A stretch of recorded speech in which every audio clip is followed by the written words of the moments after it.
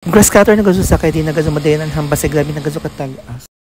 Hi everyone, medyo naalo sa tanang so for today's video is magpabukid anay kita since kay nagpa-grass cutter man kami sa bukid and then lansam na ako mag-walking and sa duwa masab ini medyo alas 3 pa ini baga. So nagpa-standby anay ako diri sa grass cutter nagpaabot na magka alas 5. And dahil sa bisita sa ako mga tagtanom kay kung bisitahon kay mga pili na to ka weeks yan ako ma-regular. So kay sa gunso naman ang suga ko man so pwede na gazo magtanom and then maghambas-hambas sa mga patapag-grass cutter na gazo nila ini kay gabi na gazo katagasan sa buti na madayan. Actually sila mother sa si father may perminti kada buntang magbisitahan diri kay amo na may last source of exercise and lingaw. So nako kanini drama is mag-check sa ako tinam and then ano ko mga bayatong nag-start na sa pagkana. So hindi na gazabot ng mga pakanat. So next week himo na ako ng kanatanan. So basta matingaya ka minti i-highlight sa akong bayatong syempre atong mga past na uyan. Sa tanang tinamang mais ang bayatong nagazay na survive. So ang iban ay na mga artisan ko anang klima. Actually may lain na sa tanom na nabuhay jay sa yotis na mo ipambunga and then jay masay ko ana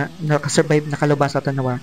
Pero sa upat ka buyan isa na gali sa bunga Ginoo ko tabang. Lisod siguro din pag-pollinate ang mga insekto kay sagol lang ko yung insekto. Kay kabayo naman ko sa na eksperimento pa kami kung una nga idili na area tamnan kay since bukid ni sa alang kamok insekto ang mga dahon matsaka na dyan. But anyway, may discover man namo na bago na technique is magtanom gajud na mga hamok na karabo kay makaiwas siya sa mga insekto and pesticide. Kaya iban siya nakadungan na dito sa pikas sa Mobayay sa may karsada man to dapit na area na tanom. Buhi man sidya kay di man dito mga insekto kay pom sa suga pero ang dinhi na iba nga tsaka ang mga dahon. Na inday basta kay ongoing pa kami sa experimenting. So base maka-research kami ng mga technique basta sa mga ay na area tamnan. So kay July naman, so meaning, diretso na yung suga. So mas magkana nagazatam ng sugda-sugda na kaya ito amo. Pero meron pag hinlo dirikis, July masabazo ato diretso until November, mapagan November suga. Hindi lamang, di lang ko sure kay base kung last year sa ito na pahitabo kay hibay ng mga kumat. Climate sige nag-change, so base kung nagtanom naman is magpahiuyan na sab na malata na sa mga tanom tabang. Anyway, may nabuhi-buhi masab naman mga tanom na since pag-uyan ang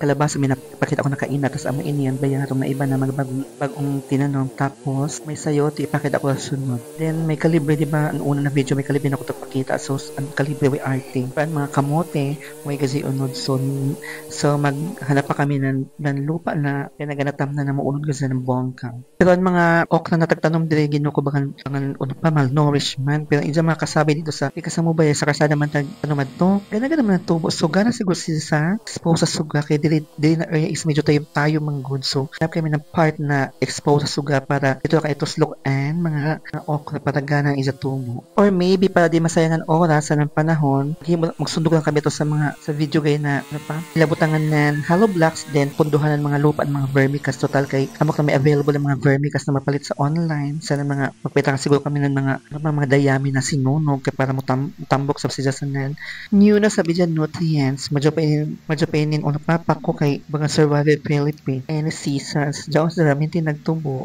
so anyway kaya may mga sayong nanalingsing na mga pako tangwa ko lang sa blamang is para kaya ako magulay-gulay sa naghambasa na sa dyan na area ini ang last week pero ang mga pako sa lingsing gihapon so nakagana inin pako is every 2 days makagulay-gulay na sabkaw. So ako sa na ipakita sa inyo surroundings dito sa dapit sa amo sa may mapapasok na area and then sa suba-suba na ikaduha di ba sa ubos may suba man so dili sa ibabaw dyan sa suba pero dili sa kung kusog mo na inday uno ini na suba magan gamay na may tubig dili kung running water so nahamok din maglabog ng mga basura pero kung magkadabata dyan na nawaya so pagkahuman ako pa makunuuli na ako ihasod ko ini lagaraw so ang tagkuha ng pako is sa at mga namo so amo tumato na gihapon na lupa tabok-tabok lamang siya between ng karsada so anyway kay mag alas 5 na maini so bagang ready na ako mag-walking kasi since tayo na din nakaradyo ko suga so ihasod ko nila garo and kuha na ako nilo kay para kapil ko sabi sa pag-walking kaya niyasab ko ante dyan na nambok na tabang gana mag-walking ng hapon kay para pagkagabi labi mo tuyog kay sabi naman kayo